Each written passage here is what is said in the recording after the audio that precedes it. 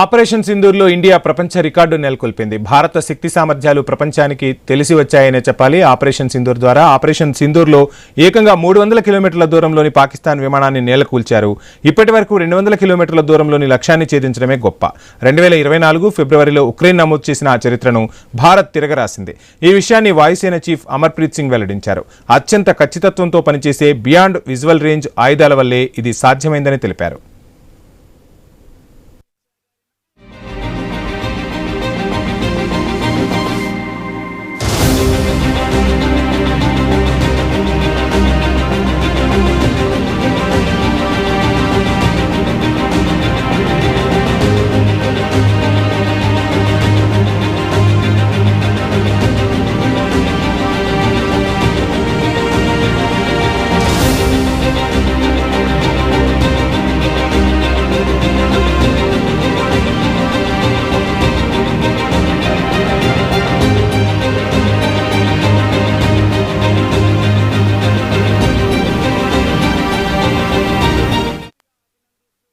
ఇక మన దేశం రష్యా నుంచి కొనుగోలు చేసిన S-400 గగనతల వ్యవస్థలో ఈ తరహా ఆయుధాలు ఉన్నాయి.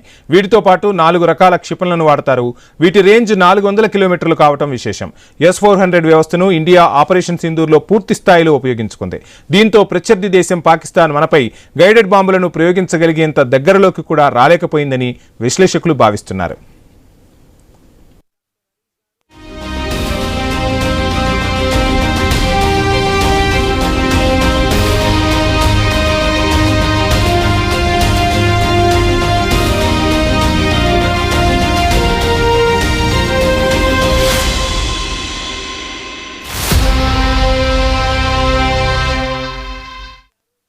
అనేది సంచార క్షిపణి వ్యవస్థ. దీన్ని రష్యాలోని NPO ఆల్మాజ్ కంపెనీ డెవలప్ చేసింది.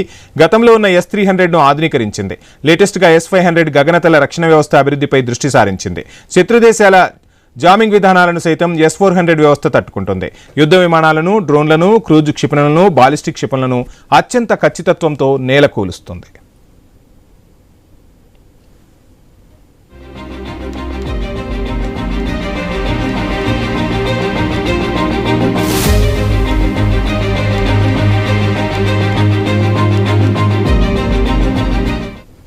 ఇక S-400 వ్యవస్థలను 5ని రష్యా నుంచి కొనేందుకు ఇండియా 2018లో ఒప్పందం కుదుర్చుకుంది.